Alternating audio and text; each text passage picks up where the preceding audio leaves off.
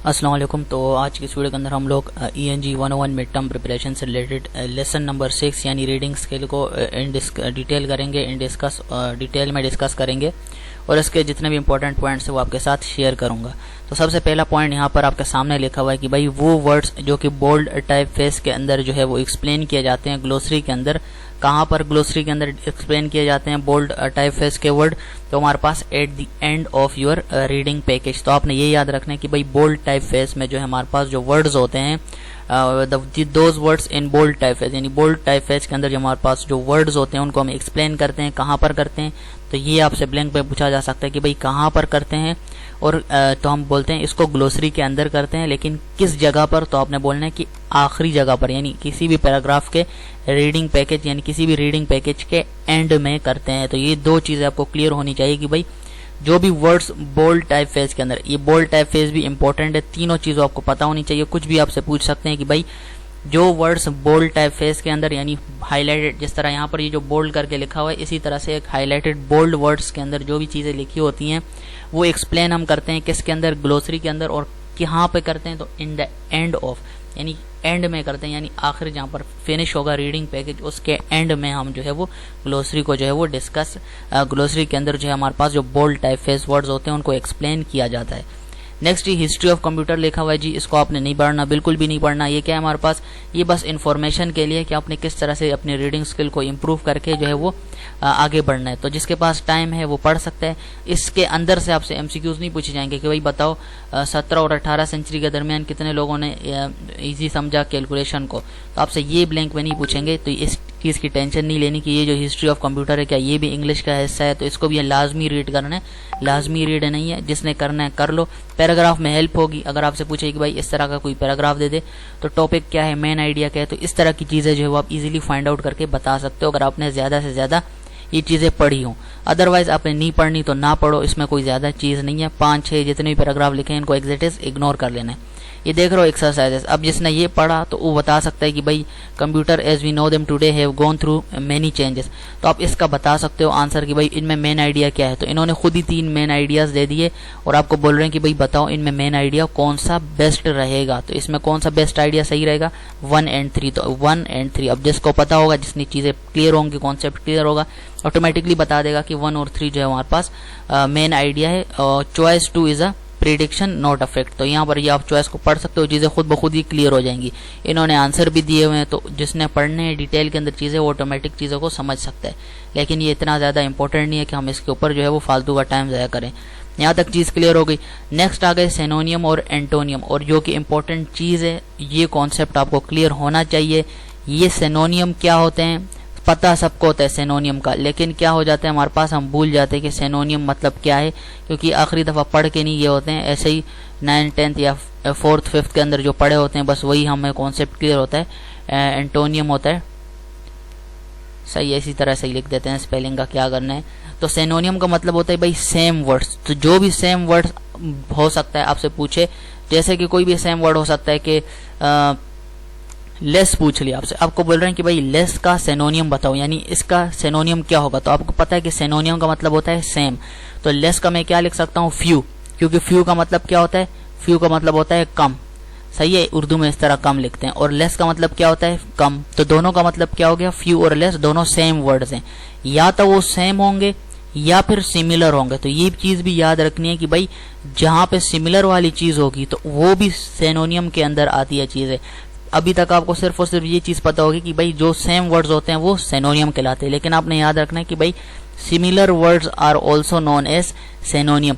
या तो word as it is same मिल रहा है तो ठीक है, अगर सेम नहीं मिल रहा, सिमिलर में भी आ रहा है। सिमिलर का मतलब होता है आस पास का वर्ड, यानी वो एज इट इज तो सेम नहीं है लेकिन वो उससे थोड़ा बहुत रिलेशन में आ सकता है, तो वो भी सिनोनियम के अंदर आता है। एंटोनियम क्या होता है? टोटली ऑपोजिट, सही है, टोटली ऑपोजिट। जैसे कि कोई वर्ड हो गया, यानी ऑपोजिट आप बोल सकते हो। तमाम ऑपोजिट जो में लिखे जाएंगे, यानी आपसे बोलेंगे सेम, मान के चलो यही आप ले लो, सेम आपको वर्ड दे दिया, ये सेम मैंने एज इट इज एक वर्ड उठा लिया, आपको बोलेंगे इसका एंटोनियम क्या है। तो अब क्या बोलोगे? सेम का एंटोनियम है डिफरेंट। समझ आ रही है? दोनों का मतलब चेंज होना चाहिए। सेम का मतलब क्या है? एक जैसे, सही है, एक जैसे। सारी चीजें नहीं लिख रहा आपको, बस समझा रहा हूँ, एक जैसे हो गया। डिफरेंट का मतलब क्या हो गया? मुख्तलिफ। तो ये दोनों का मतलब क्या हो रहा है, उलट हो रहा है, यानी इसका मतलब है एक जैसे, इसका मतलब है मुख्तलिफ, डिफरेंट। तो ये जो एंटोनियम होते हैं ये होते हैं ऑपोजिट वर्ड। चीज़ क्लियर हो गई, बस ये समझाना चाह रहा था। इसको मैं यहाँ से अब रिमूव कर देता हूँ। अब मेन चीज़ की तरफ बढ़ते हैं जो कि हमारे पास यहाँ पर इन्होंने लिखी हुई है। तो सबसे पहले चीज़ क्या है, इन्होंने लिखी हुई है मशीन। मशीन का क्या है हमारे पास, सिनोनियम। तो मशीन का सिनोनियम इन्होंने ऊपर जो पैराग्राफ दिया हुआ है उसी के मुताबिक इन्होंने क्या किया, डिवाइस यहाँ पर दे दिया कि भाई मशीन का सिनोनियम क्या हो गया, डिवाइस। क्योंकि मशीन क्या है, मशीन एक डिवाइस है। डिज़ाइन, डिज़ाइन का क्या हो गया, तो डिज़ाइन का हमारे पास सिमिलर वर्ड क्या हो गया, डिवाइस हो गया। अलोड का मतलब क्या हो गया, अ ग्रेट डील, सही है। अलोड का मतलब क्या हो गया, अ ग्रेट डील। अब यहाँ पर आप देख सकते हो जितने भी वर्ड्स हैं वो सेम नहीं है, वो क्या है, सिमिलर है, सिमिलर है। इससे मिलजुल के हमारे पास जो है वर्ड्स आ रहे हैं। तो पेपर के अंदर अगर आपको सेम वर्ड नहीं पता हो या फिर उस वर्ड का हो सकता है नहीं बन रहा है, तो आपने क्या करना है, आपने सिमिलर वर्ड लिख देना है। सिमिलर भी लिखोगे तो वो भी सिनोनियम ही कहलाएगा। नेक्स्ट क्या है, एरर्स। एरर्स का क्या आ गया हमारे पास, मिस्टेक आ गया, समझ आ रही है। इसी तरह सोल्व क्या हो गया, फिगर आउट।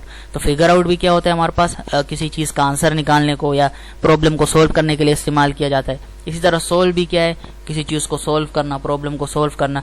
तो ये जो है हमारे पास कहलाते हैं सिनोनियम, और इसका मतलब ये होता है कि भाई सेम वर्ड होना चाहिए या फिर सिमिलर वर्ड होना चाहिए। नेक्स्ट की तरफ बढ़ते हैं। नेक्स्ट आ गया एंटोनियम। अब ये एंटोनियम क्या चीज होती है, तो ऑपोजिट होती है, ऑलरेडी बता चुका हूँ। ऑपोजिट क्या होगा, जैसे ओल्ड है, ओल्ड का मतलब क्या होता है, पुराना। तो पुराने का ऑपोजिट क्या होगा, नया होगा। तो इन्होंने क्या लिख दिया है, मॉडर्न। मॉडर्न के साथ आप और क्या क्या चीजें लिख सकते हो, अभी तो इजी है, इसके आप बहुत सारे बना सकते हो। तो आप न्यू भी लिख सकते हो। तो ये आपके ऊपर डिपेंड करता है, आपके माइंड में जो वर्ड आ रहा है वो लिख दो। अब फ्यू, फ्यू का मतलब क्या होता है, थोड़ा। तो आपने क्या लिख देना है, अलेस। तो ये आपके पास जो है वो, सॉरी अलेस बोल रहा हूँ, अलेस अगर लिख देता हूं मैं तो क्या हो जाएगा, ये सिनोनियम हो जाएगा। क्योंकि फ्यू का मतलब क्या होता है, कम। तो मैंने क्या किया, मैंने भी कहा कम। तो ये नहीं करना, ये सिनोनियम में करना है। एंटोनियम में क्या करना है, फ्यू का मतलब क्या होगा, मोर। आप मोर भी लिख सकते हो, अलॉट भी लिख सकते हो, सही है। मोर, अलॉट, सेवरल।